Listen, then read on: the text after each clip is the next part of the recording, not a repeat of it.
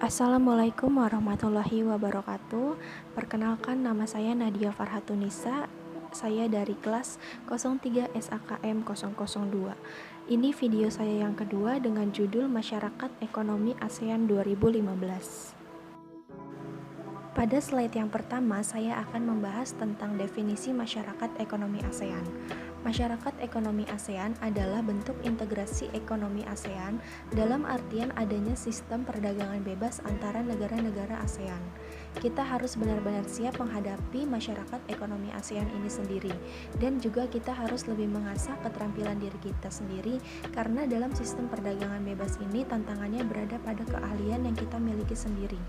Jangan sampai kita hanya menjadi pasar saja, tetapi juga mampu sebagai penghasil produk. Karena keuntungan dari diadakannya pasar bebas ini adalah bebas mencari pekerjaan yang seluas-luasnya di negara mana saja atau negara yang dituju. Karena kita akan dipermudah pada saat membuat paspor untuk keluar masuk suatu negara. Selain itu, akan terjadi arus bebas produk dan jasa, investasi, tenaga kerja, dan modal yang semuanya akan berada pada prinsip pasar terbuka bebas hambatan.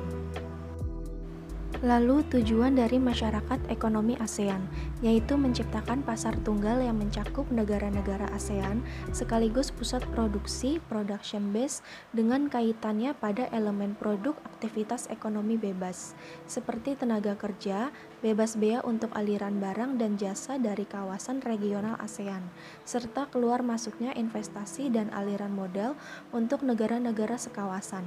Meratakan pemberdayaan ekonomi kawasan ASEAN dengan sasaran utama revitalisasi usaha kecil menengah terutama bagi negara Kamboja, Myanmar, Laos, dan Vietnam.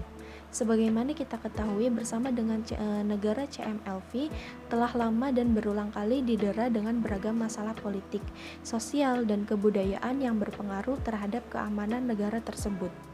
Mengintegrasikan ekonomi kawasan dengan ekonomi global dengan tujuan dasar untuk meningkatkan peran serta ASEAN dalam percaturan kebijakan global. Selanjutnya, dampak positif masyarakat ekonomi ASEAN. Yang pertama, pada aspek perdagangan, peningkatan kapasitas ekspor yang akan berdampak pula pada peningkatan GDP setiap negara anggota ASEAN. Lalu, peningkatan kegiatan produksi dalam negeri secara kuantitas dan kualitas yang disebabkan oleh peningkatan permintaan akibat adanya pasar bebas barang dan jasa di kawasan Asia Tenggara.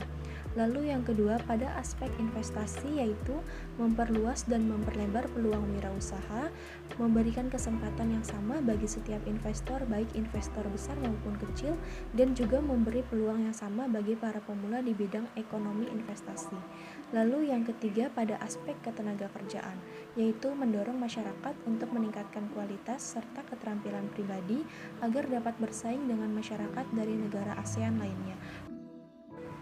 Lalu dampak negatif masyarakat ekonomi ASEAN. Yang pertama, pada segi kompetisi, yaitu meningkatnya kompetisi terhadap produk-produk dalam negeri dan luar negeri.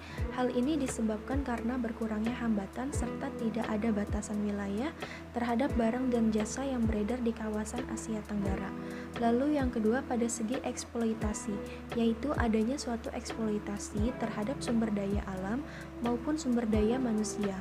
Bagi perusahaan asing, adanya pasar bebas menjadi kesempatan yang baik untuk mengeksploitasi sumber daya alam yang tidak mampu diolah sendiri.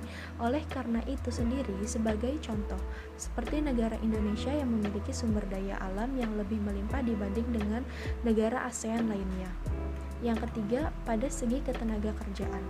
Dampak negatif di bidang ketenaga kerjaan yaitu meningkatnya persaingan untuk mendapatkan pekerjaan terutama di dalam negeri karena para pencari kerja bukan hanya akan bersaing dengan masyarakat lokal tetapi juga masyarakat internasional sehingga kualitas dan keterampilan harus dimiliki oleh setiap masyarakat.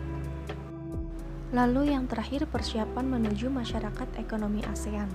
Pemerintah telah menerbitkan Instruksi Presiden Nomor 11 Tahun 2011 tentang pelaksanaan komitmen cetak biru masyarakat ekonomi ASEAN dalam upaya persiapan menghadapi pasar bebas ASEAN.